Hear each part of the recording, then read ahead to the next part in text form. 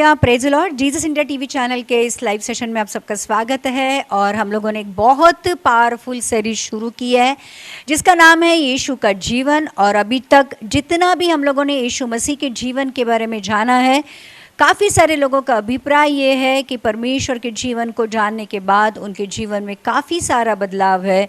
और बहुत सारे लोगों को ये सीरीज़ बहुत पसंद आ रही है।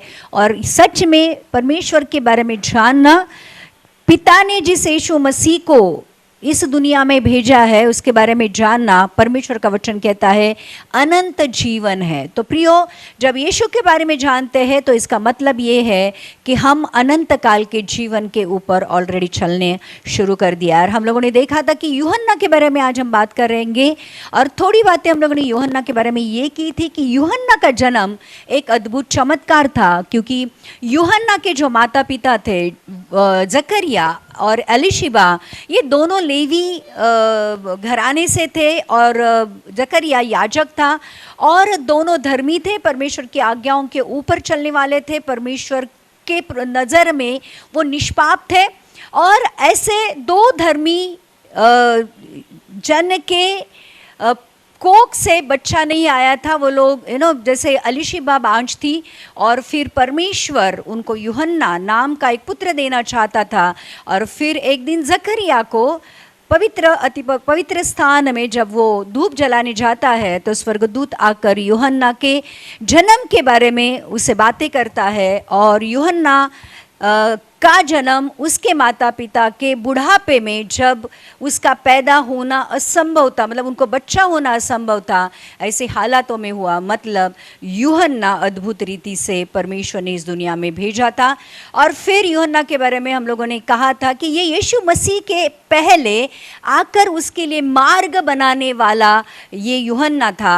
और फिर हम लोगों ने देखा था कि यीशु मसीह ने यूहन्ना को अपने आने से पहले एक बात कही थी। उसकी मिनिस्ट्री, उसकी सेवकाई ये थी कि वो यीशु मसीह के आगे आकर ये प्रचार करे कि मन फिराओ, क्योंकि परमेश्वर का राज्य करीब है। और जितने भी लोग पश्चाताप करते थे उन सारे लोगों को ये यूहन्ना यरदन नदी में जाकर बपतिस्मा देता था, जिसको हम कह सकते हैं कि पश्चाताप का बपतिस्मा। तो और बहुत इंटरेस्टिंग बातें हैं यूहन्ना के बारे में आज हम जानेंगे, क्योंकि ये एक नाज़ीर था। नाज़ीर मतलब परमेश्वर के लिए अलग किया हुआ एक बंदा था और उसका जीवन कंप्लीटली अलग था। जो भी लोग भविष्यद्वक्ता होते थे वो हमेशा दुनिया से अलग ज़िंदगी जीते थे, क्योंकि वो परमेश्वर के साथ उनकी सहभागिता बहुत ज़्यादा हुआ करती थी। और इसलिए आज हम एक बात कह सकते हैं कि आज के जो झूठे भविष्यद्वक्ता खड़े हो गए हैं और जो झूठे भविष्यद्वक्ता अनाप शनाप बातें करते हैं या फिर सिर्फ जो प्रोस्पेरिटी गॉस्पल है वो बताते हैं, लेकिन जो सच्चा भविष्यद्वक्ता होता है वो दुनिया से अलग अपनी ज़िंदगी को जीता है और परमेश्वर की बातें लोगों तक पहुंचाता है। और यूहन्ना एक आखिरी और सबसे महान भविष्यद्वक्ता था जो यीशु मसीह के आने से पहले उसकी सेवकाई की शुरुआत करने के लिए बुलाया गया था। और आज अगर हम देखेंगे यूहन्ना के बारे में और कुछ बातें, जैसे मैंने कहा कि बहुत इंटरेस्टिंग बातें हैं यूहन्ना के बारे में और हमने बहुत बार सुनी होगी, लेकिन आज उसका कोई अलग अंदाज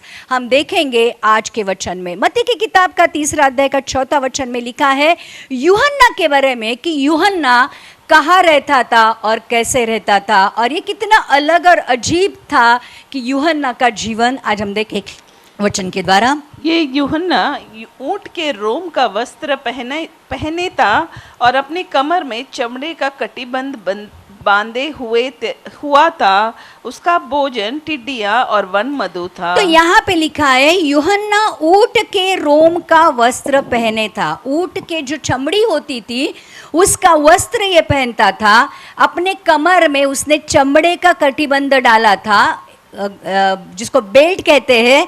और ये जो टिड्डिया और वनबधु उसका भोजन था।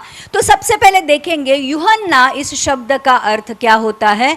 यूहन्ना इस शब्द का अर्थ है यहोवा का अनुग्रह और दया, जिसके ऊपर यहोवा का अनुग्रह या दया हुई है, ऐसा यूहन्ना इस शब्द का अर्थ होता है। और सच में ये जो यूहन्ना था, इसके ऊपर परमेश्वर का अनुग्रह था और मसीह के पहले मार्ग बनाने का काम यूहन्ना को दिया गया था, जो सबसे अद्भुत, सबसे महान और एक बहुत बड़ा काम था जो यूहन्ना के जीवन के लिए परमेश्वर ने रखा हुआ था। और यहाँ पे लिखा है कि वो ऊँट के रोम का वस्त्र पहने हुआ था।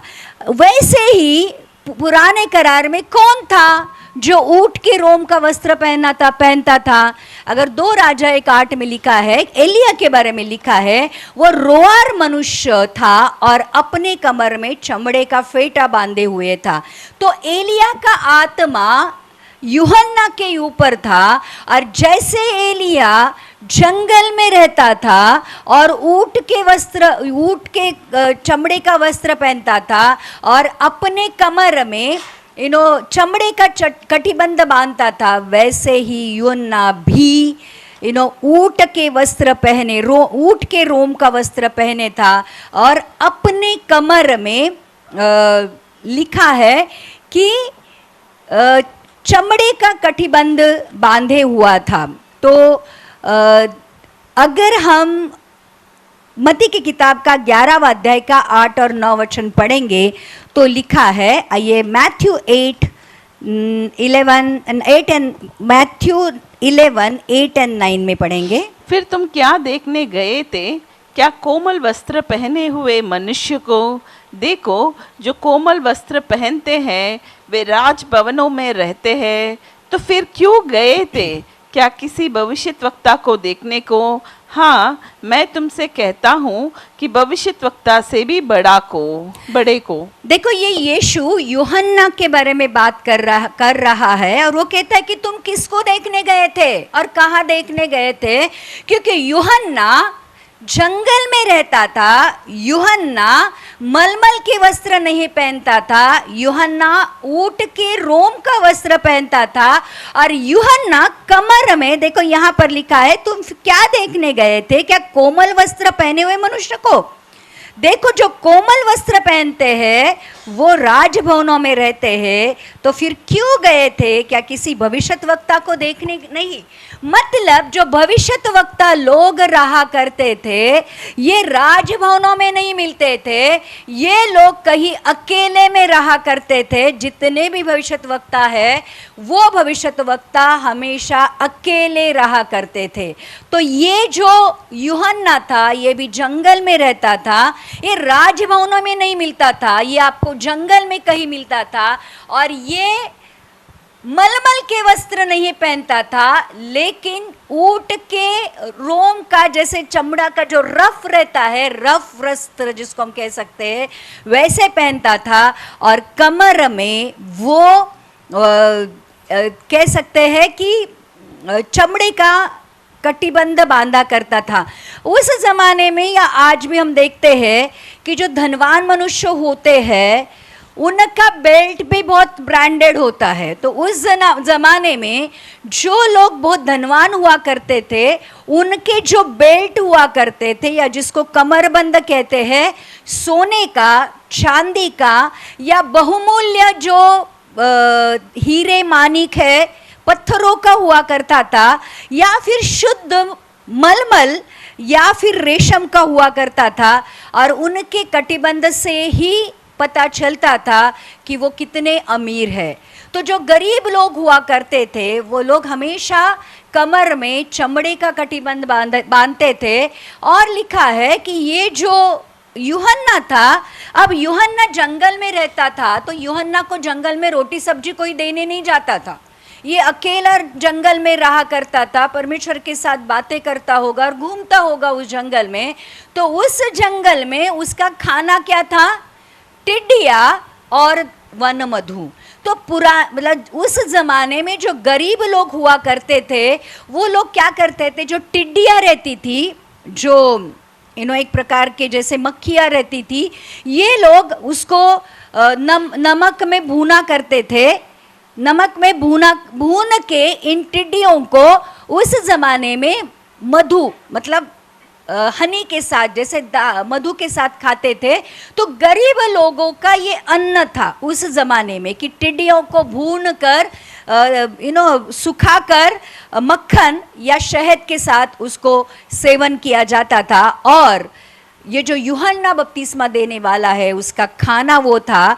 और जब लोग आस लगाए हुए थे कि उनके लिए परमेश्वर एक मसीहा भेजने वाला है, तो उनको ऐसे लगता था यूहन्ना की जो मिनिस्ट्री है, सेवकाई देखकर, कि ये वही तो नहीं है जिसके बारे में हमने सुना है कि परमेश्वर हमारे लिए भेजने वाला है। लेकिन जब लोग उसको पूछते थे कि क्या तू वही तो नहीं है मसीहा, उद्धार करता, जिसके बारे में भविष्यद्वक्ताओं ने बातें की है, लेकिन यूहन्ना उनको उत्तर देता था। अगर मत्ती की किताब का 3 अध्याय का 11वें वचन से पढ़ेंगे तो यूहन्ना, जो लोग उसके पास आस लगाए हुए आते थे और कहते थे कि जिसके बारे में हमने पढ़ा है कि हमारा छुड़ाने वाला, उद्धार करता आने वाला है, क्या तू वही तो नहीं। लेकिन यूहन्ना कहता था, यूहन्ना अपनी पहचान उनको बताता है और कहता है, मैं तो पानी से तुम्हें मन फिराव का बपतिस्मा देता हूँ, परंतु जो मेरे बाद आने वाला है वह मुझसे शक्तिशाली है, वह मैं उसकी जूती उठाने के योग्य नहीं। वह तुम्हें पवित्र आत्मा और आग से बपतिस्मा देगा। तो यीशु मसीह मतलब यीशु मसीह के आने से पहले यूहन्ना के बारे में ये बात है कि यूहन्ना कहता है, मैं वो नहीं हूँ जो आप सोच रहे हो, मैं वो यीशु मसीह नहीं हूं जो आपको छुटकारा देने आने वाला है, परंतु मैं तो तुम्हें पानी से बपतिस्मा या पानी का बपतिस्मा, मन फिराव का बपतिस्मा देता हूं, परंतु जो मेरे बाद आने वाला है वो मुझसे शक्तिशाली है।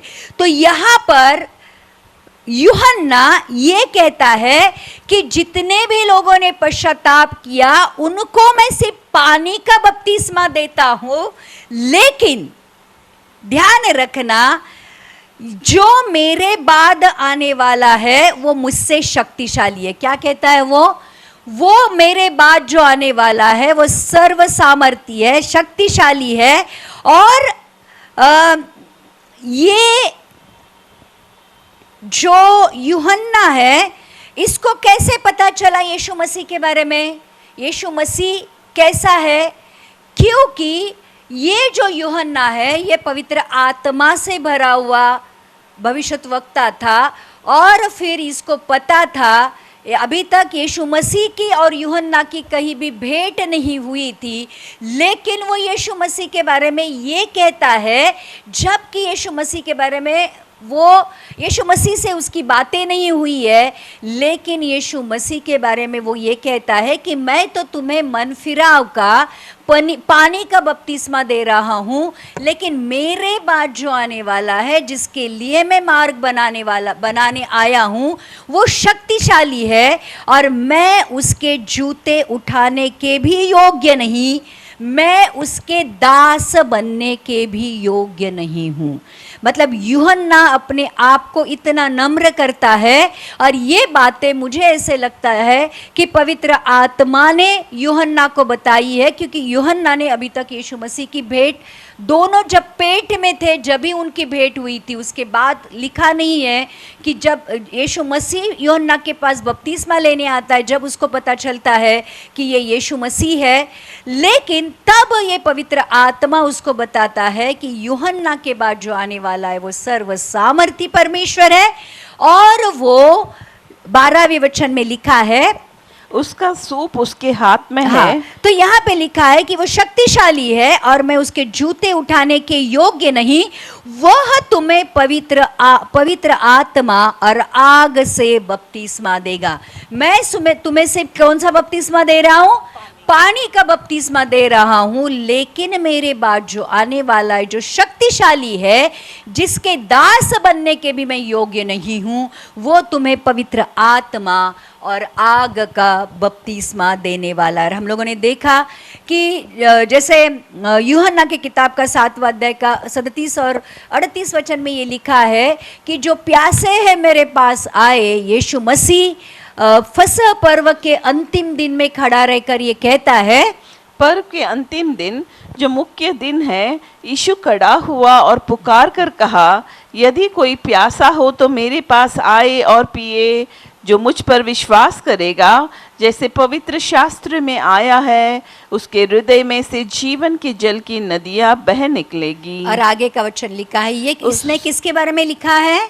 पवित्र आत्मा के बारे। तो प्रियो, यीशु मसीह ये कहता है कि जो कोई भी यीशु मसीह के पास आएगा, यीशु के ऊपर विश्वास करेगा, उसको वो पवित्र आत्मा से भर देगा। और आपको पता है कि प्रेरित की किताब का पहला अध्याय का जो 4 से 8 वचन, दूसरे अध्याय के 4 से 8 वचन में पवित्र आत्मा ऑफिशियली 120 लोगों पर आग के समान उतर कर आया और वो 120 लोग पवित्र आत्मा से भर गए। तो प्रियो, जिसका बपतिस्मा परमेश्वर ने कहा था कि यूहन्ना ने कहा था कि परमेश्वर देगा, वो बपतिस्मा सच में लोगों ने यीशु मसीह के द्वारा पा लिया। तो प्रियो, जैसे यूहन्ना कहता था कि मैं पानी का दे रहा हूँ बपतिस्मा, लेकिन मेरे बाद जो आने वाला है वो तुम्हें पवित्र आत्मा और आग का बपतिस्मा। अब मुझे बताओ, आग क्या करती है? आग जलाती है, बराबर।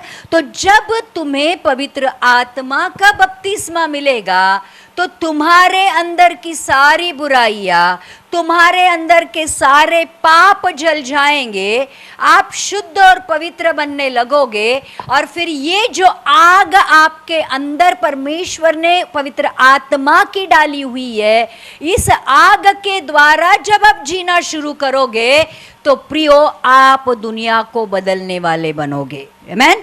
तो ये प्रोफेसी करता है, भविष्यवाणी करता है यीशु मसीह के सेवकाई के बारे में कि यीशु मसीह आकर तुम्हें पवित्र आत्मा और आग का बपतिस्मा देगा। और फिर ये जरूरी क्यों है कि पवित्र आत्मा और आग का बपतिस्मा मिलना? पहले तो यीशु के ऊपर का विश्वास तुम्हें पवित्र आत्मा का बपतिस्मा देगा। पवित्र आत्मा बपतिस्मा मिलने के बाद आप परमेश्वर के पुत्र बन जाओगे। और फिर वो जो आग है पवित्र आत्मा की, वो आपको यीशु मसीह के जैसे बनने में आपकी मदद करेगी। क्यों जरूरी है पवित्र आत्मा का बपतिस्मा और पवित्र आत्मा के आग का बपतिस्मा? क्योंकि आगे का वचन लिखा है, हम लोग वापस मत्ती में आएंगे। उसके सूप उसके हाथ में है और वह अपना कलिहान अच्छी रीति से साफ करेगा और अपने गेहूं को तो कत्ते में इकट्ठा करेगा, परंतु भूसी को उस आग में जलाएगा जो बुझने की नहीं। देखो, पवित्र आत्मा जब इस दुनिया में आया तो पवित्र आत्मा के द्वारा इस दुनिया में एक बहुत बड़ी डिवीजन हो गई, एक बहुत बड़ा अलगाव हो गया कि पवित्र आत्मा से भरे हुए लोग और पवित्र आत्मा से नहीं भरे हुए लोगों के बीच में एक बहुत बड़ा अलगाव हो गया। और वही है जो परमेश्वर के न्याय को आने वाले दिनों में दिखाएगा। और इसलिए अगला वचन ये कहता है कि उसका सूप उसके हाथ में है और वह अपना खलिहान अच्छी रीति से साफ करेगा और अपने गेहूं को वो खत्ते में इकट्ठा करेगा, परंतु भूस को वो आग में जलाएगा जो बुझने की नहीं। जब यीशु मसीह इस दुनिया में आएगा, यीशु मसीह के ऊपर लोग विश्वास करेंगे, पवित्र आत्मा और आग का बपतिस्मा पाएंगे और जब पवित्र आत्मा के द्वारा जीने लगेंगे तो फिर वो परमेश्वर के पुत्र कहलाएंगे।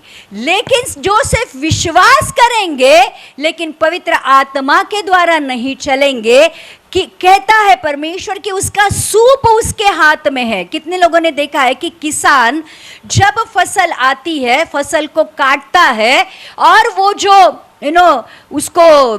वो जो पेड़े रहती है उसमें से वो जो दाने रहते हैं उसको इकट्ठा करता है और वो सूप ऐसे वो हवा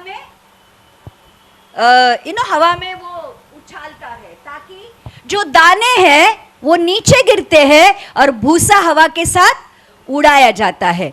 तो वचन यहाँ पर देखो कितना सुंदर रीति से परमेश्वर कहता है कि अब समय आ गया है कि परमेश्वर अपने लोगों को अपने पास बुलाएगा। मतलब जो गेहूं है वो अपने खत्ते में जमा करेगा, लेकिन जो भूसा है उसको उड़ाएगा, और भूसा हमेशा जलाने के काम आता है। तो प्रियो, अब दिन आ गया है कि जो लोग पवित्र आत्मा से चलाए चलते हैं वही परमेश्वर के पुत्र कहलाएंगे। जो लोग पवित्रता का जीवन जिएंगे तो यीशु मसीह जब आएगा तो उन पुत्रों को वो अपने खलियान, उसका खलियान कहाँ है? स्वर्ग में है, वहां पर लेके जाएगा। लेकिन बाकी जो भूसा है, जो सिर्फ कहते हैं मैं विश्वासी हूं, मैं चर्च जाता हूं, मैं वचन पढ़ता हूं, मैं उपवास करता हूं, मैं ये करता हूं, वो कहता हूं, XYZ, लेकिन जो पवित्रता का जीवन नहीं जिएगा, उसके लिए लिखा है कि यीशु मसीह का जब न्याय होगा वो अपने बच्चों को लेके जाएगा और बाकी लोगों के ऊपर परमेश्वर न्याय भेजेगा।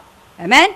तो बाकी लोगों को परमेश्वर भूसे की तरह उड़ाएगा और फिर वो भूसा आखिर में जलने के लिए आग में डाला जाएगा। तो प्रियो, ध्यान रखना कि यीशु मसीह के आने के बाद उद्धार तो आया, लेकिन उद्धार के बाद दुनिया में एक अलगाव आ गया। इसलिए आज हम कौन से लोग हैं? हम मसीह कहलाते हैं। देखो, हर एक मसीह कहलाने वाला इंसान स्वर्ग नहीं जाने वाला है।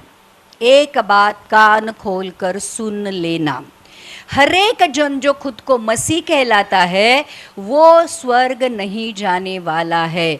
जो इंसान यीशु मसीह को स्वीकार करने के बाद विश्वास का जीवन, पवित्रता का जीवन जिएगा, पवित्र आत्मा और वचन का जीवन जिएगा, वही परमेश्वर के साथ परमेश्वर के पास चला जाएगा। इसलिए देखो, वचन में ये लिखा है कि आखिरी दिनों में यीशु मसीह न्याय करने आएगा। क्या लिखा है? यीशु मसीह पहली बार आया, प्रेम करने आया था, प्रेम के साथ क्रूस पर मरने आया था। लेकिन अब जो उसका गुप्त आगमन है, ये गुप्त आगमन वो न्याय का आगमन है। न्याय कैसे होगा? जो लोग अपने आप को परमेश्वर के पुत्र कहलाते हैं वो अपने आप को उसके आने के लिए तैयार करेंगे। बराबर। आज देखो, आज हम किस तैयारी में हैं? हम क्या कर रहे हैं? हमारा लक्ष्य क्या है? अगर दुनिया की तरह हमारा लक्ष्य आज भी पैसा, प्रॉपर्टी, धन संपत्ति या जो भी जगह चीजें हैं, तो समझ लेना जग के साथ हम यही रहने वाले हैं। लेकिन हमारा लक्ष्य ये है कि परमेश्वर के जैसे बनकर यीशु के साथ जाना है, तो हम जाने की तैयारी करेंगे। अगर यहीं पे रहना है तो यहीं पे रहने की तैयारी करो, अगर ऊपर जाना है तो ऊपर जाने की तैयारी करो। इसलिए यीशु मसीह के बारे में लिखा है कि वो अब न्याय करने आएगा।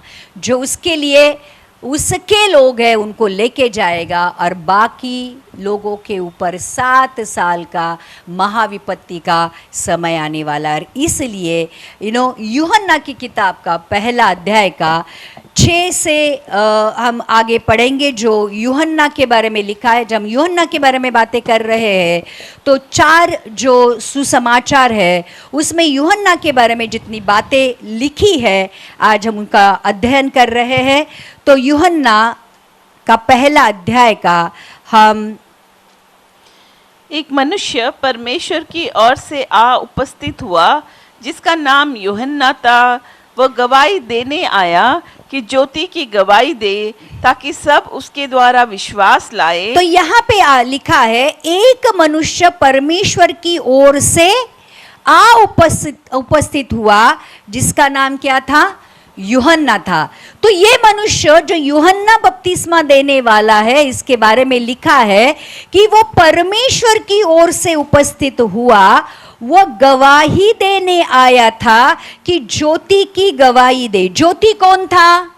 यीशु मसीह। जगत की ज्योति किसको कहा गया है? यीशु मसीह। तो जगत की ज्योति की गवाही देने के लिए यूहन्ना बपतिस्मा देने वाले को भेजा गया था ताकि सब उसके द्वारा विश्वास लाए, ताकि जो भी है वो लोग जो यूहन्ना के द्वारा पानी का बपतिस्मा ले रहे हैं वो लोग यीशु मसीह के ऊपर विश्वास करें। यूहन्ना इसलिए आया था कि यीशु मसीह के बारे में बताकर लोगों के मन में यीशु मसीह के प्रति विश्वास को डाले। और फिर आगे लिखा है, वो ज्योति ना था, परंतु उस ज्योति की गवाही देने के लिए आया था। वो खुद मसीह नहीं था, वो खुद यीशु मसीह नहीं था, वो खुद बचाने का काम करने नहीं आया था, परंतु उस ज्योति की गवाही देने आया था जो ज्योति ऑलरेडी इस दुनिया में आई थी और जिसका नाम यीशु मसीह था। और फिर आगे लिखा है, सच्ची ज्योति जो हर एक मनुष्य को प्रकाशित करती है जगत में आने वाली थी। सच्ची ज्योति जो यीशु मसीह है, दुनिया के जगत का ज्योति, वो इस दुनिया में आने वाला था जो हर एक मनुष्य को प्रकाशित करती है। देखो, जैसे ही यीशु मसीह दुनिया में आया, हम लोगों ने देखा कि दुनिया का इतिहास बदल गया, बराबर, कैलेंडर बदल गया, इस दुनिया में उथल पुथल हुई। जब वही यीशु आपके जीवन में आता है, वही यीशु जब आपके हृदय में आता है, वो यीशु आपके जीवन को बदलने लगता है। और इसलिए ऐसा एक भी व्यक्ति आपको इस दुनिया में नहीं मिलेगा जिसके अंदर यीशु है लेकिन उसके जीवन नहीं बदला है। कितने लोग समझ रहे? यीशु आपके जीवन में है, उसका गवाही, साक्ष्य या कह सकते टेस्टिमनी ही ये है कि आपका जीवन बदल गया है। आपने अब पाप से मुंह मोड़कर पश्चाताप का और पवित्रता का जीवन जीना शुरू किया है। मसीह आपके जीवन में होने का ये एक चिन्ह है। कितने लोग समझ रहे हैं? और यहाँ पर इसलिए लिखा है कि सच्ची ज्योति जो हरेक मनुष्य को प्रकाशित करती है, जगत में आने वाली थी, वो जगत में था और जगत उसके द्वारा उत्पन्न हुआ और जगत ने उसे नहीं पहचाना। एक बहुत बड़ी बात मनुष्य जाति ने नहीं पहचानी, वो ये थी कि दुनिया बनाने वाला, स्वर्ग और पृथ्वी का निर्माण करता वो परमेश्वर मनुष्य के रूप में इस दुनिया में आया, लेकिन दुनिया ने उसको नहीं पहचाना कि वो परमेश्वर है। और ये बहुत बड़ा कह सकते हैं मानव जाति का ड्रॉबैक कह सकते हैं या अविश्वास कह सकते हैं, या बहुत बड़ी त्रुटि ये थी कि परमेश्वर इस दुनिया में आने के बावजूद भी परमेश्वर को लोगों ने नहीं पहचाना। आगे का वचन लिखा है, वो अपने घर आया और उसके अपनों ने उसे ग्रहण नहीं किया। यीशु मसीह का जन्म कहाँ हुआ था? यहूदिया के बेथलेहम में। वो इजरायली यहूदी लोगों के लिए इस दुनिया में आया था, लेकिन यहूदी इजरायली लोगों ने ही यीशु मसीह को नाकारा। यहूदी लोगों ने ही यीशु मसीह को क्रूस पर दे दिया। मतलब जिनके लिए वो आया था उन्होंने ही उसको ना सिर्फ नकारा परंतु क्रूस पर उसको दे दिया। और इसलिए यहाँ पर लिखा है कि वह अपने घर आया, वह अपने घर आया और उसके अपनों ने ही उसको ग्रहण नहीं किया। वो यहूदी लोगों के लिए खास तौर पर इस दुनिया में आया था क्योंकि यहूदी लोगों से परमेश्वर को बहुत ज़्यादा लगाव और प्रेम है और इसलिए उसने यहूदिया में जन्म लिया। लेकिन वो अपने घर आया था लेकिन उसके घर वालों ने उसको ग्रहण नहीं किया और ना ही उसको पहचाना। परंतु क्या लिखा है देखो, अगर उसके घर वालों ने उसको नहीं पहचाना तो फिर लिखा है परंतु जितनों ने उसे ग्रहण किया उसने उन्हें परमेश्वर की संतान होने का अधिकार दिया, अर्थात उन्हें जो उसके नाम पर विश्वास रखते हैं। उसके घर वालों ने उसके ऊपर विश्वास नहीं किया, लेकिन जितनों ने यीशु मसीह आने के बाद जितने भी लोगों ने यीशु के ऊपर विश्वास किया, उन्हें परमेश्वर ने, मतलब कौन परमेश्वर, मतलब कौन, पिता ने अपनी संतान होने का अधिकार दिया, अर्थात उन्हें जो उसके नाम पर विश्वास करते हैं। ध्यान रखना, यीशु को ग्रहण करना और यीशु के ऊपर विश्वास करना, ये दो बातें जो कोई भी करता है उनको पिता अपनी संतान होने का अधिकार देता है। तो आपका उद्धार पाने के लिए आपको कुछ भी नहीं करना है, आपके ऊपर ऑलरेडी अनुग्रह हो चुका है। आपका उद्धार पाने के लिए आपको आपकी तरफ से कुछ इन्वेस्टमेंट नहीं करना है, सिर्फ एक ही चीज करनी है, यीशु को स्वीकार करना है, यीशु को ग्रहण करना है अपने उद्धारकर्ता प्रभु के रूप में, और उसी के ऊपर आखिर तक विश्वास करना है। आपका उद्धार हो गया। और इसलिए मरकुस की किताब का 16वां अध्याय का 16वां वचन ये कहता है, मार्क 16:16 में लिखा है, जो विश्वास करे और बपतिस्मा ले उसी का उद्धार होगा, परंतु जो विश्वास न करेगा वह दोषी ठहराया जाएगा। विश्वास करो, बपतिस्मा लो, आपका उद्धार हो जाएगा।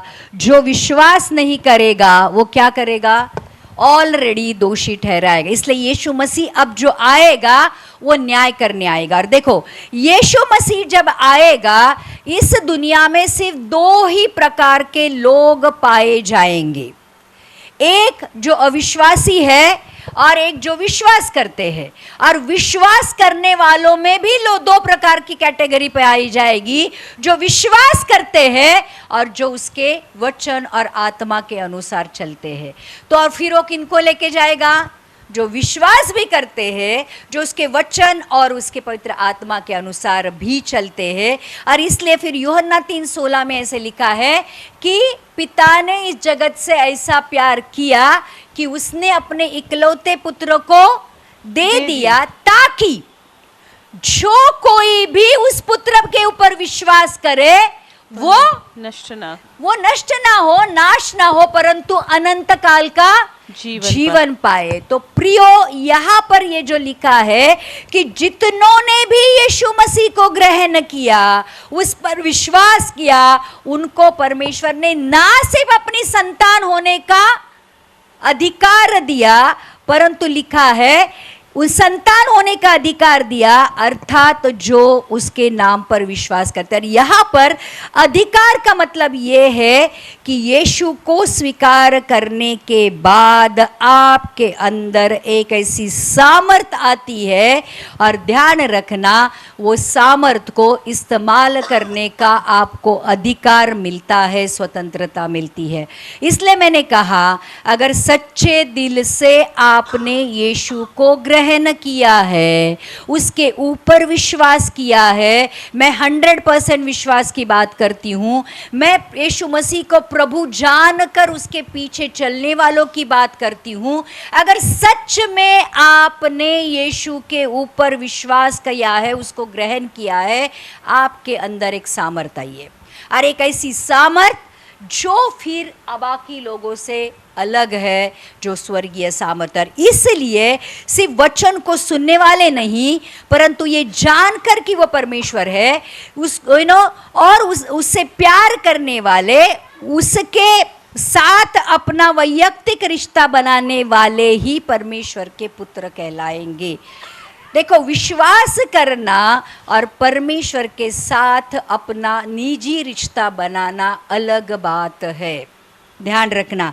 और इसलिए पवित्र आत्मा दिया है, इसलिए यीशु ने सहायक के रूप में पवित्र आत्मा का बपतिस्मा किया है, क्योंकि जब पवित्र आत्मा का सामर्थ आता है, ये पवित्र आत्मा जो दोनों में कॉमन है, ध्यान रखना, पवित्र आत्मा किसका है, किसकी ओर से मिला है, परमेश्वर की ओर से। वो कहाँ डाला गया है, हमारे हृदय में। अब पवित्र आत्मा ट्रिनिटी का, त्रयक का एक अंश, एक भाग कहाँ है, हमारे अंदर है। मतलब अब हम परमेश्वर के पुत्र हैं, क्योंकि हमारे अंदर उसका एक भाग है। ध्यान रखना, पुत्र जो किसको कहा जाता है, पिता और पुत्र में एक बात कॉमन होती है और वो है डीएनए।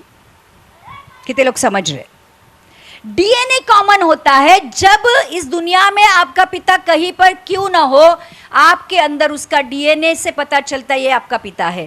अब परमेश्वर के पुत्र कहलाने के लिए परमेश्वर ने उसका डीएनए, कह सकते हैं उसके पवित्र आत्मा को हमारे अंदर डाला है।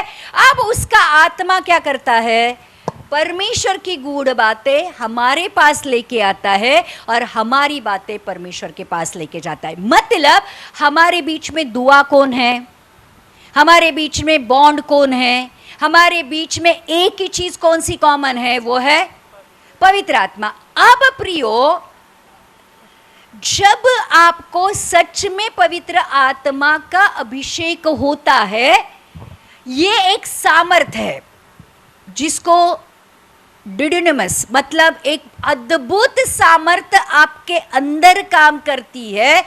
जो चिन्ह चमत्कार बाजू में रखो वो तो होते ही है, लेकिन ये सामर्थ आपको आपके पिता और यीशु से जोड़ती है। आपका आपके पिता और यीशु के साथ जो संबंध है, जो रिश्ता है, ये पवित्र आत्मा के द्वारा दृढ़ होने लगता है। और इसलिए यीशु कहता है कि लोग कहेंगे जब यीशु आएगा, मैंने दुष्ट आत्मा निकाले, मैंने चिन्ह चमत्कार किए, मैंने लोगों के मैंने लोगों को सुसमाचार सुनाया, लेकिन यीशु एक बात कहेगा। क्या बात कहेगा, मैं तुमको जानता ही नहीं हूं। बराबर।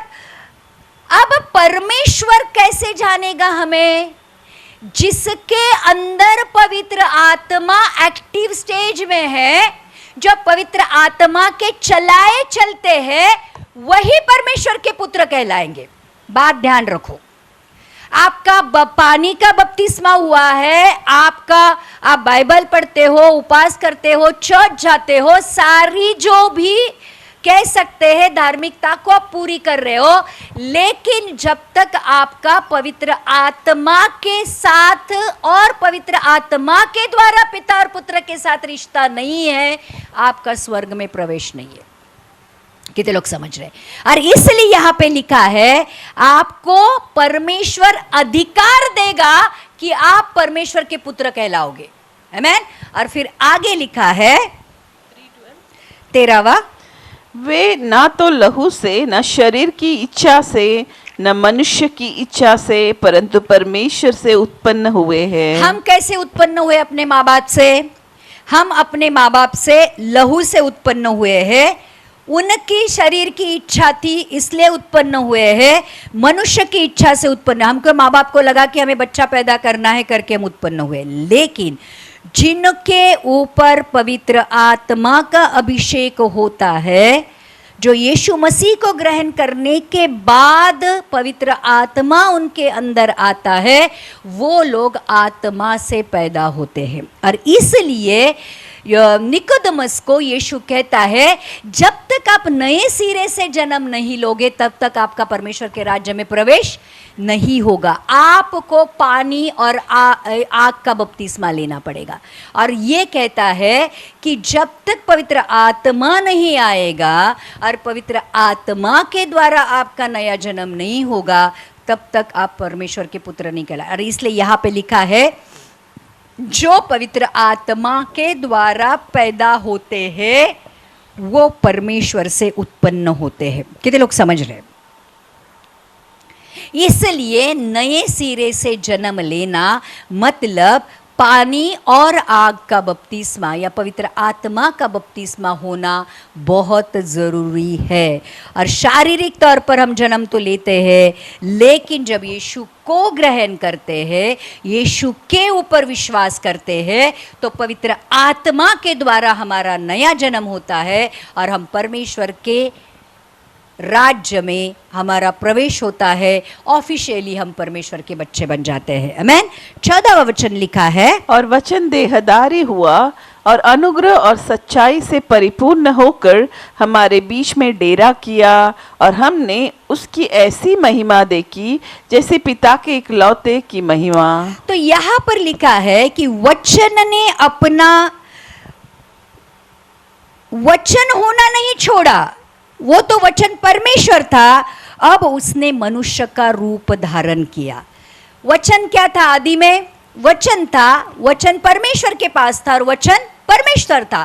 तो परमेश्वर ने वचन का सामर्थ्य होना नहीं छोड़ा, परंतु वो वचन इस दुनिया में देहधारी होकर आया। देखो, इतिहास में एक अनोखी घटना घटी थी कि सनातन सर्वसामर्थी सर्वज्ञानी सर्वव्यापी परमेश्वर, असीम परमेश्वर का पुत्र मनुष्य का रूप धारण कर कर हमारे बीच में आया और मनुष्य की तरह भी जिया और परमेश्वर की तरह भी जिया। बराबर? ये हम कभी नहीं समझ पाएंगे। मुझे ऐसा लगता है कि वचन कैसे देहधारी हुआ, पवित्र आत्मा के द्वारा। हमें जो बाइबल कहती है उसके ऊपर विश्वास करना है, लेकिन ये बहुत बड़ी रहस्यमय बात होगी कि इतना असीम परमेश्वर जिसने स्वर्ग और पृथ्वी का निर्माण किया है, वो परमेश्वर 5.5 फुट की देह में कैसा समाया होगा और उसने पापियों के बीच में रहकर कैसे चला फिरा होगा। जबकि वो परमेश्वर होने के बावजूद भी जब लोगों ने उसको परमेश्वर का दर्जा नहीं दिया होगा, तो उसको कैसे लगा होगा। ये परमेश्वर यीशु मसीह के लिए एक बहुत बड़ी बात थी कि वो हमारे बीच में उसने डेरा किया, उसने हमारे बीच में तंबू ठोका, हमारे बीच में रहा।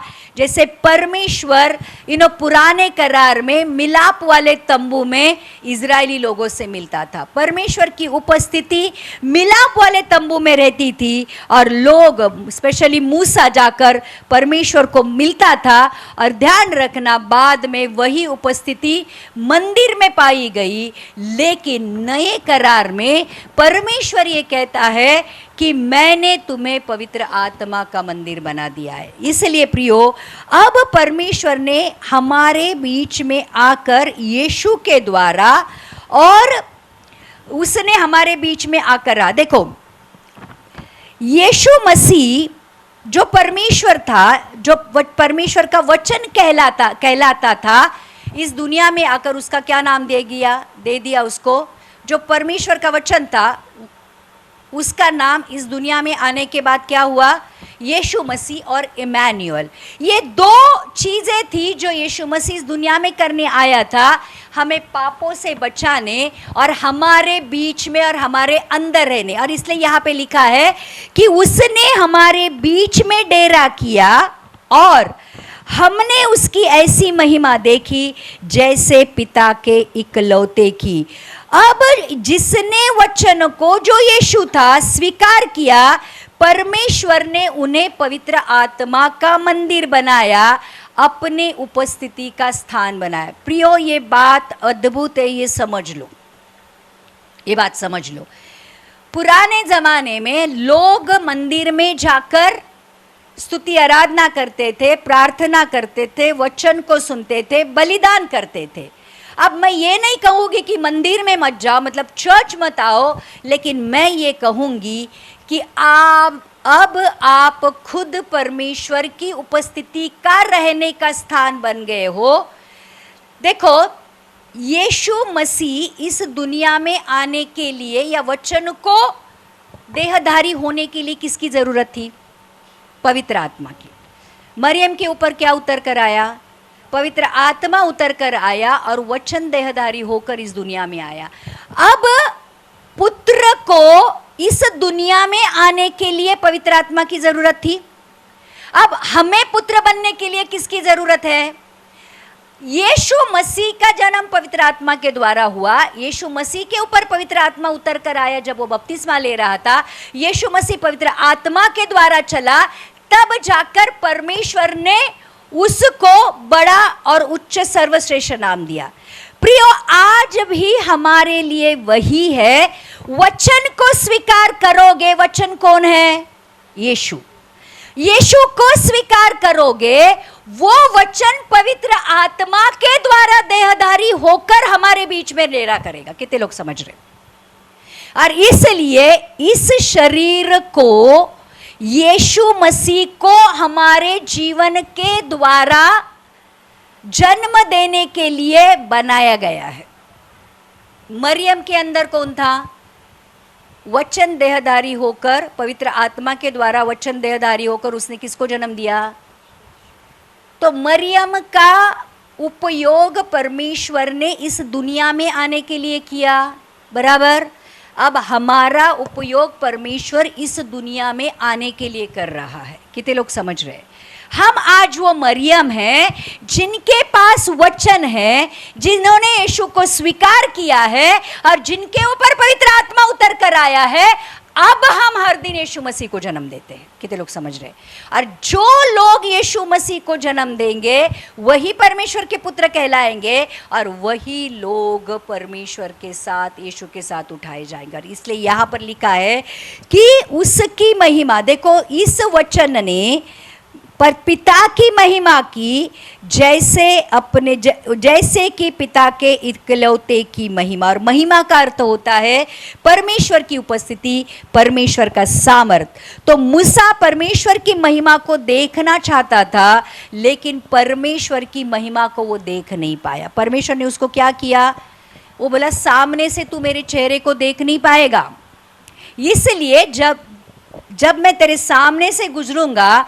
परमेश्वर ने उसके आंखों को बंद किया था और जब परमेश्वर उसके सामने से निकल गया तो परमेश्वर की पीठ को वो देख पाया। परमेश्वर इतना पवित्र है, इतना अति पवित्र है, उसका प्रकाश इतना भरपूर है, या कह सकते हैं उस प्रकाश से हमारी आंखें बंद हो जाएगी, हमारा हृदय बंद हो जाएगा। इतना परमेश्वर की उपस्थिति सामर्थ्य है कि एक पापी मनुष्य परमेश्वर की उपस्थिति में खड़ा हो नहीं सकता है। और इसलिए परमेश्वर की उपस्थिति में खड़ा रहने के लिए यीशु ने अपना लहू बहाया और पवित्र आत्मा के द्वारा हमें उपस्थिति में खड़ा किया। कितने लोग समझ रहे हैं? ये बहुत बड़ा रेवलेशन है। पापी मनुष्य परमेश्वर की उपस्थिति, क्योंकि परमेश्वर पाप को नहीं दे सकता है, इसलिए उसने लहू से हमें शुद्ध किया और पवित्र आत्मा से भरा, ताकि हम परमेश्वर के सम्मुख खड़े रह सकते हैं। और ध्यान रखना, यीशु मसीह ने आकर पिता की महिमा की, मतलब परमेश्वर ने आकर पिता की इच्छा को भी पूरा किया। महिमा करने का और एक अर्थ ये है, सिर्फ उपस्थिति नहीं, सामर्थ्य नहीं, परंतु परमेश्वर की इच्छा को पूरी करना, जो यीशु मसीह ने किया। और आगे का वचन लिखा है, यूहन्ना ने उसके विषय में गवाही दी और पुकार कर कहा, ये वही है जिसका मैंने वर्णन किया कि जो मेरे बाद आ रहा है वो मुझसे बढ़कर है, क्योंकि वो मुझसे पहले था। तो यूहन्ना यीशु मसीह के बारे में गवाही देता है, ये वही है जिसका मैंने वर्णन किया, जो मेरे बाद आ रहा है वो मुझसे बढ़कर है। वो कहता है मुझसे सामर्थ्यशाली है, क्योंकि वो मुझसे पहले था। भले मैं उससे पहले पैदा हुआ हूँ, लेकिन वो सबसे पहले था। मुझसे भी नहीं, सबसे पहले था, क्योंकि यीशु आदि और अंत है, अल्फा और ओमेगा है, वो बिगिनिंग और एंड है। और आगे लिखा है, क्योंकि उसकी परिपूर्णता से हम सब ने प्राप्त किया, क्योंकि उसकी परिपूर्णता में से हम सब ने प्राप्त किया, अर्थात अनुग्रह पर अनुग्रह। ध्यान रखना, यहाँ पर ये बहुत कठिन बातें लगती है समझने के लिए, लेकिन प्रियो, जब पवित्र आत्मा हमें मिलता है तो वो पवित्र आत्मा हमें यीशु के जैसे परिपूर्ण करने लगता है। क्यों दिया है पवित्र आत्मा और वचन? ताकि हम यीशु की जैसे उसके यीशु आदम को परमेश्वर ने क्या दिया था? उसका स्वरूप और समानता। उसके स्वरूप और समानता में बदलने के लिए परमेश्वर ने वचन और आत्मा दिया है। और इसलिए यहाँ पर लिखा है क्योंकि उसकी परिपूर्णता में से हम सब ने प्राप्त किया, अर्थात अनुग्रह पर अनुग्रह। तो जब वचन और पवित्र आत्मा के द्वारा चलने लगते हैं प्रियो, परमेश्वर का अनुग्रह के ऊपर अनुग्रह हमारे ऊपर होने लगता है। और ध्यान रखना, जैसे यीशु ने काम किए उससे बढ़कर हम लोग काम करने लगते हैं। आमीन। और आगे लिखा है, इसीलिए कि व्यवस्था तो मूसा के द्वारा दी गई, परंतु अनुग्रह और सच्चाई यीशु मसीह के द्वारा पहुंची। देखो, मूसा को परमेश्वर ने आज्ञाएं दी, लेकिन उस आज्ञा को, जो 10 आज्ञा थी, कोई भी पूरी तरह से पूरा कर नहीं पाया। और जो लोग परमेश्वर की आज्ञाओं पर चलते हैं वो धर्मी कहलाते हैं, लेकिन वो धर्मी नहीं कहला पाए क्योंकि उन्होंने 10 आज्ञाओं को पूरी तरह से पालन नहीं किया। परंतु वचन ये कहता है, मूसा के द्वारा तो आज्ञा दी गई, परंतु अनुग्रह और सच्चाई यीशु मसीह के द्वारा पहुंची।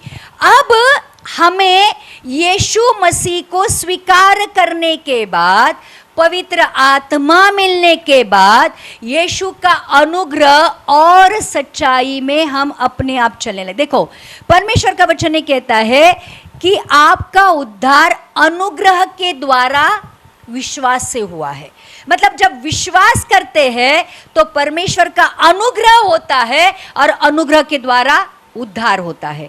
उद्धार पाने के लिए आपको नंगे पैर नहीं चलना पड़ता, अपने आप को काटना नहीं पड़ता, अपने आप का बलिदान नहीं करना पड़ता, कुछ नहीं करना पड़ता। उद्धार पाना है तो आपको सिर्फ विश्वास करना है, परमेश्वर के अनुग्रह के द्वारा आपका उद्धार होता है। और यहाँ पर लिखा है कि मूसा के द्वारा तो व्यवस्था, मतलब मूसा के द्वारा दी गई व्यवस्था थी, परंतु अनुग्रह और सच्चाई यीशु मसीह के द्वारा हमें मिली है। तो प्रियो, अनुग्रह और सच्चाई का मतलब ऐसे लिखा है कि परमेश्वर ने अपने इकलौते पुत्र को भेजकर हमारे ऊपर अनुग्रह किया है।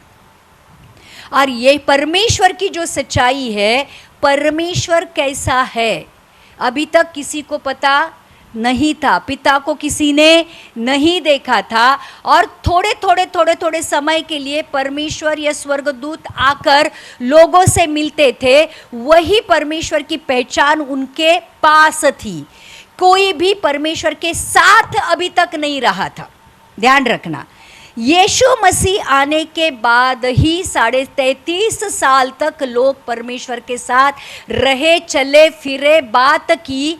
लेकिन उससे पहले परमेश्वर के साथ सी बातें हुआ करती थी। कभी कभी यहोवा उतर कर आता था, परमेश्वर के बच्चों के साथ वो बातें करता था, वापस चला जाता था। लेकिन इस समय में यीशु मसीह हमारे बीच में आकर हमसे उसने पिता कैसा है ये दिखाया। आमीन। इसलिए आगे का वचन लिखा है, परमेश्वर को किसी ने कभी नहीं देखा, इकलौते पुत्र जो पिता की गोद में है उसी ने उसे प्रकट किया।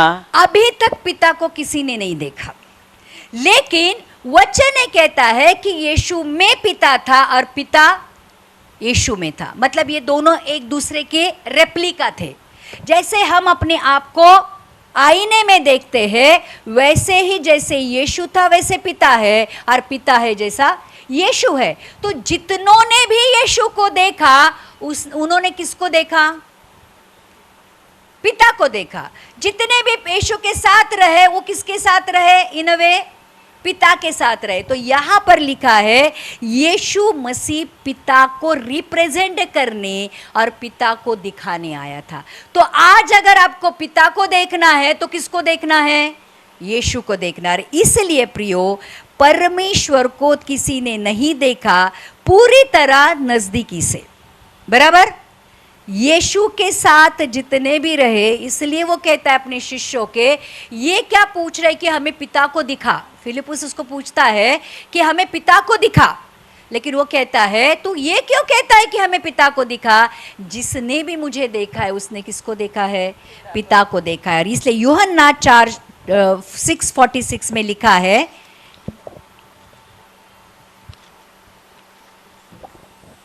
यह नहीं कि किसी ने पिता को देखा है, परंतु जो परमेश्वर की ओर से है केवल उसी ने पिता को देखा है। तो जो भी परमेश्वर की ओर से है उन्होंने ही पिता को देखा है। और इसलिए प्रियो, यीशु मसीह को देखना भी उतना, यीशु मसीह को देखना जरूरी था, लेकिन यीशु मसीह के साथ रिश्ता बनाना ज़्यादा ज़रूरी था। कितने लोग समझ रहे? आज भी वचन के द्वारा हम यीशु मसीह के बारे में जान सकते हैं, लेकिन उसको पहचानना आना चाहिए। और इसलिए हम लोगों ने ये सीरीज इसलिए शुरू की है कि यूहन्ना ये कहता है कि देखो, मेरे बाद जो आने वाला है वो सर्वसामर्थी है, वो परमेश्वर का पुत्र है, और वो उसके दास कहलाने के भी मैं लायक नहीं हूँ। वो पिता का पुत्र है और वो इस दुनिया का उद्धार करने आया है। और इसलिए ध्यान रखना, यीशु में जो परमेश्वरत्व था, परमेश्वर, यूहन्ना की किताब का 14 अध्याय का 6वां वचन पढ़ेंगे, का आखिरी वचन लेते हैं, 14:6।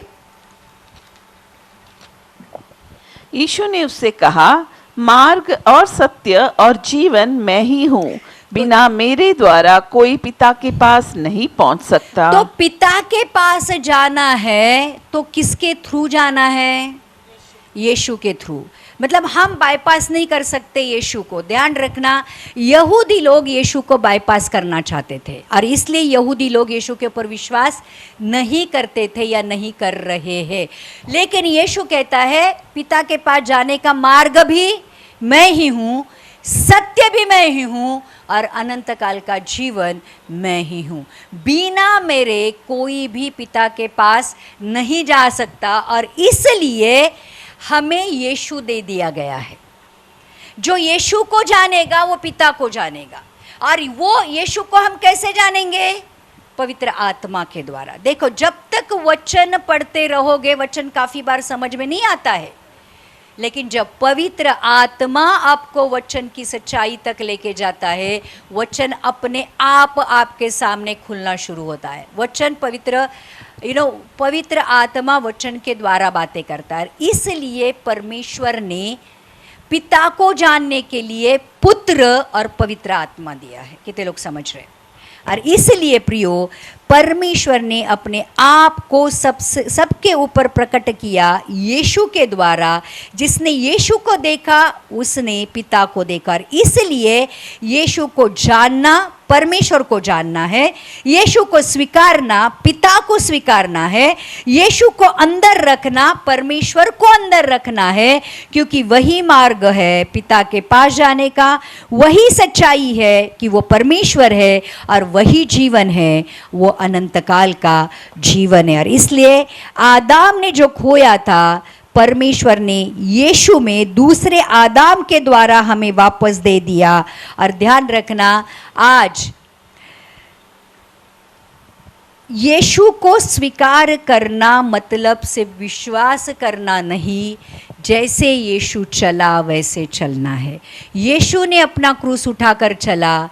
अगर आपको यीशु के मार्ग पर चलना है तो आपको भी आपका क्रूस उठाकर चलना पड़ेगा। और इसलिए ये जो यूहन्ना है, इसने यीशु मसीह का एक परिचय हमें दे दिया कि ध्यान रखना, ये जो परमेश्वर यीशु मसीह है, ये परमेश्वर का मेमना है जो हमारे पापों को लेने के लिए आया था। तो प्रियो, आज हमें सारी सच्चाई हमारे सामने है, बराबर।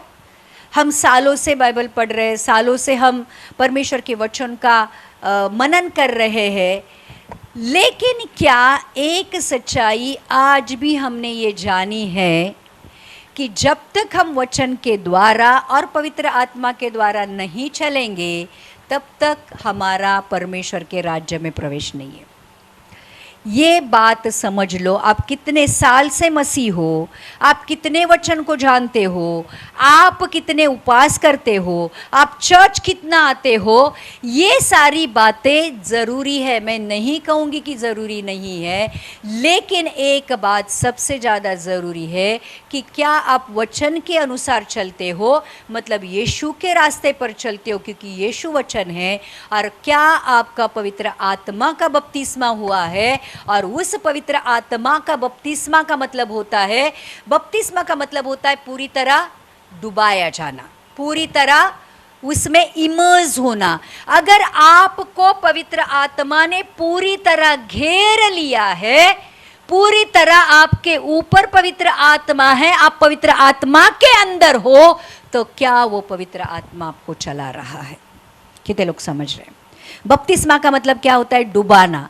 अगर हम पवित्र आत्मा में डूब चुके हैं, तो क्या उस पवित्र आत्मा ने हमारे भावना, विचार, बुद्धि, ज्ञान, शरीर और आत्मा के ऊपर कब्जा किया है?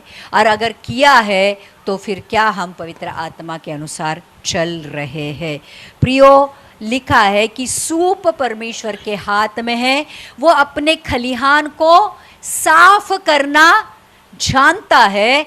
ध्यान रखना, जब सूप मतलब यीशु जब आएगा, जो उसके पुत्र है, जो उसके बच्चे हैं, उनको वो लेके जाएगा और बाकी दुनिया के ऊपर विपत्ति, महाविपत्ति का एक बहुत बड़ा न्याय परमेश्वर की ओर से आने वाला है। आज हम कहाँ खड़े हैं? हर दिन कहीं ना कहीं एक बहुत बड़ी, एक नहीं मैं कहूँगी सारी दुनिया भर से ऐसी ऐसी खबरें आ रही है कि कहीं पे बॉम्ब गिर रहे हैं, मिसाइल्स गिर रहे हैं, कहीं पे बाढ़ें आ रही है, शहर के शहर आज नाश हो रहे हैं। आज इतना ज़्यादा नेचुरल कैलेमिटीज़, वोल्केनो आज इरप्ट हो रहे हैं, आज देश देश के ऊपर चढ़ाई कर रहे, लिटरली शहर के शहर बेचिराख हो रहे हैं। हम कहाँ खड़े हैं?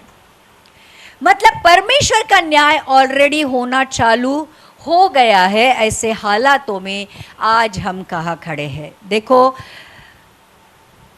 चेतावनी है आज हमारे लिए। अगर इतनी सारी चेतावनी पाने के बाद भी हम आज भी सोए हुए हैं, तो फिर हमसे अभागी और कोई नहीं। और इसलिए जागते रहो, देखते रहो कि दुनिया में क्या हो रहा है, हमारे पर्सनल लाइफ में क्या हो रहा है, हमारे इर्द गिर्द क्या हो रहा है, और आज अपने आप को परमेश्वर के लिए तैयार करना हमारी ज़िंदगी का सबसे बड़ा मकसद होना चाहिए। आमीन। तो आइए हम अपनी आँखों को बंद करते हैं और परमेश्वर की ओर अपनी आँखों को लगाते हैं। यूहन्ना, जिसके ऊपर परमेश्वर का अनुग्रह हुआ था, जो यीशु के पहले मार्ग बनाने आया था, जिसने लोगों को पश्चाताप का पानी का बपतिस्मा दिया, लेकिन उसके बाद आने वाला परमेश्वर के आत्मा का, पवित्र आत्मा और आग का बपतिस्मा देने वाला था। जितने भी लोग यीशु मसीह को स्वीकार करेंगे और उसके ऊपर विश्वास करेंगे, उनको पिता अपने पुत्र बनने का अधिकार देने वाला था। प्रियो, आज उन बातों को हमें वापस से अपने आप को रिमाइंड कराना है, खुद को याद दिलाना है कि इन सारी बातों में आज मैं कहाँ खड़ा हूँ। क्या सच में यीशु मेरे अंदर है और मैं यीशु के अंदर हूँ? क्या सच में मेरा पवित्र आत्मा का बपतिस्मा हुआ है और मैं पवित्र आत्मा के द्वारा चल रहा हूँ? क्या मैं सच में जग को भूलकर आज जो मार्ग, सत्य और जीवन है उसके पीछे चल रहा हूँ?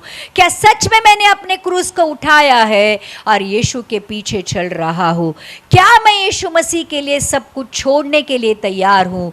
प्रभु, परमेश्वर के बच्चों, आज वो समय आ गया है, आज वो समय आ गया है कि आज आपको ये प्रश्न खुद को पूछना ही पड़ेगा कि आज मैं कहाँ खड़ा हूँ?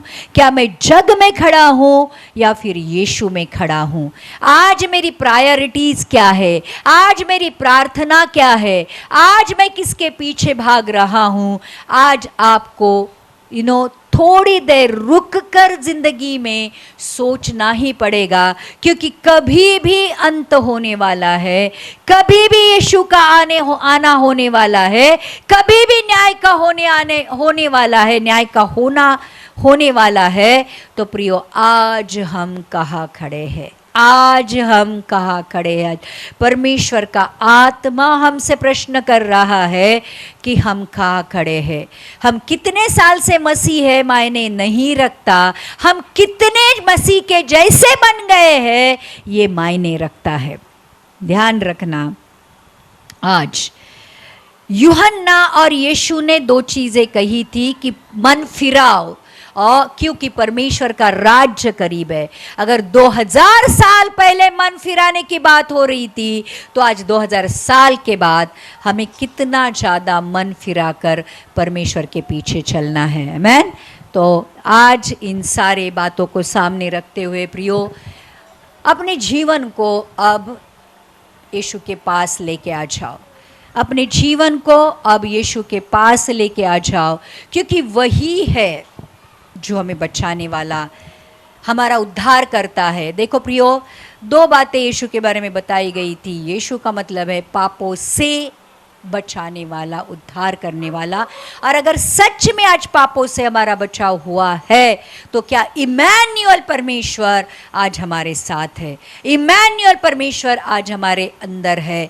ये जानना और देखना बहुत ज़रूरी है। देखो, बाइबल की सारी बातें सच है।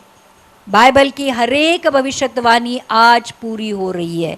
बाइबल को हम नज़रअंदाज नहीं कर सकते हैं। एक बात कान खोल कर सुन लेना, ये जो किताब हमें दी गई है, ये जो बाइबल हमें दी है, पवित्र शास्त्र हमें दिया गया है, ये सिर्फ कबर्ड में रखने की चीज़ नहीं है। ये सिर्फ चर्च में आते समय लेके आने की चीज नहीं है। ये सर्वसामर्थी वचन, इमैनुअल परमेश्वर वचन के द्वारा हमारे पास भेजा गया है। और पवित्र आत्मा का सामर्थ, बुद्धि, ज्ञान इसलिए दी गई है कि इन वचनों को हम समझे।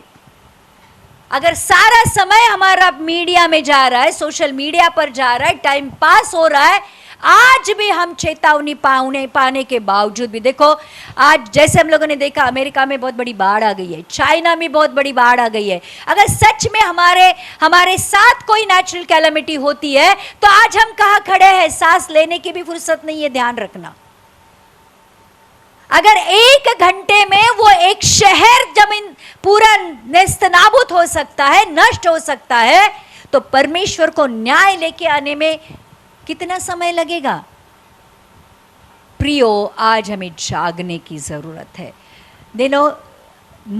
जिएंगे तो भी यीशु और मरेंगे तो भी यीशु, ये हमारी जिंदगी का आज ध्येय होना चाहिए। आज दुनियादारी को छोड़कर फिर एक बार परमेश्वर के पास आना बहुत ज़रूरी है, क्योंकि अब दुनियादारी बहुत हो चुकी। आज सच में पश्चाताप का समय आ गया है, अपना मन फिराने का समय आ गया है। कब तक पाप करते रहेंगे? है ना, परमेश्वर भी आज पूछता होगा, कब तक पाप करते रहोगे? जबकि मैं कह रहा हूं मेरा आना, मैं शीघ्र आने वाला हूं, मैं जल्दी आने वाला हूं, कब तक हम पाप करते रहेंगे? आज कितने वचनों को सीरियसली लेते हैं हम लोग? आज कितना यीशु को सीरियसली ले रहे हैं? आज कितने लोग सच में पवित्र आत्मा के सामर्थ के द्वारा चल रहे? आज सवाल है। और अगर आज इस सवालों का जवाब हमारे पास नहीं है, तो प्रियो, फिर अगर यीशु मसीह का आना तो दूर है समझो, लेकिन आज मृत्यु आएगी तो आज हम कहाँ खड़े हैं? क्योंकि मृत्यु भी यीशु मसीह के आने के जितना ही सच्चाई है। मृत्यु एक सच्चाई है। तो क्या हम तैयार हैं? क्या हम तैयार हैं? देखो, मैं हमेशा एक बात कहती हूँ, जिनको बचाना चाहता है परमेश्वर, उन्हीं के पास से वचन जाते हैं। ध्यान रखना, आज दुनिया के पास से वचन नहीं है और दुनिया सुन भी नहीं रही है। आज जिनको परमेश्वर बचाना चाहता है, जिनसे प्रेम करता है, इसलिए उस जमाने में नूह के पास वचन गया, सारी दुनिया डूब गई। उस समय में सदोम अमोरा का नाश होने वाला था, तो स्वर्गदूत सिर्फ लूत और लूत की फैमिली के पास आए, क्योंकि उनको बचाना था, जग के पास नहीं गए। अगर ये वचन आज हमारे पास आ रहा है, इसका मतलब है परमेश्वर हमसे प्यार करता है और वो हमें बचाना चाहता है। तो आज ही मन फिराव, पश्चाताप करना, अपने सारे पापी मार्गों से फिर कर परमेश्वर के पास आना, आज हमारे सबसे बड़ी जरूरत ये है कि मन फिराओ, क्योंकि परमेश्वर का राज्य करीब है। मन फिराओ क्योंकि यीशु का आना करीब है। मन फिराओ क्योंकि न्याय का दिन करीब है। प्रियो, आज बहुत बड़े प्रचारक आपको प्रॉस्पेरिटी गॉस्पेल कहेंगे कि गाड़ी मिलेगी, बंगला मिलेगा। ठीक है, आज हम लोग देख रहे हैं मेक्सिको या जो भी शहर की गाड़ियां कैसे बह रही है। जिन्होंने पूरी जिंदगी अपने घर बनाने में डाली होगी, आज लाखों करोड़ की गाड़ियां परमेश्वर को 1 मिनट नहीं लगता है बहा के लेके जाने में। जो कुछ भी कमा कर आप रख रहे हो वो एक पल में नष्ट हो सकता है, लेकिन अगर इस जीवन को आप परमेश्वर के जैसा बनाने में इन्वेस्ट करोगे तो भले सब कुछ निकल जाएगा, लेकिन आत्मा का बचाव होगा। कितने लोग समझ रहे? इसलिए सारी भौतिक चीजों को छोड़कर आज अपनी आत्मा को परमेश्वर के आत्मा के साथ मिलाकर एक गवाही देने दो कि हम परमेश्वर की संतान हैं। और आज की अगर मैं कहूंगी इमरजेंसी ये है कि आपको परमेश्वर के पवित्र आत्मा के द्वारा चलना है। फिर ध्यान रखना, पवित्र आत्मा जब आता है ना, तो पवित्र आत्मा आपके सारी चीजों का ख्याल रखता है। बराबर, आपको क्या चाहिए क्या नहीं चाहिए, आपके सुरक्षता का, आपके खाने पीने का, आपके सारी चीज़ों का आपके अंदर डाला हुआ पवित्र आत्मा ख्याल रखता। फिर आपको आपके जीवन के बारे में चिंता करने की ज़रूरत नहीं होती है, क्योंकि वो अंदर से हमेशा हमें ये कहता है, हमारे आत्मा के साथ पवित्र आत्मा मिलकर गवाही देता है कि हम परमेश्वर की संतान हैं। और अगर परमेश्वर की संतान है तो किसी भी अच्छी चीज़ की हमें कमी घटी नहीं होती है। तो इसलिए प्रियो, आज आइए हम अपनी आंखों को बंद करते हैं।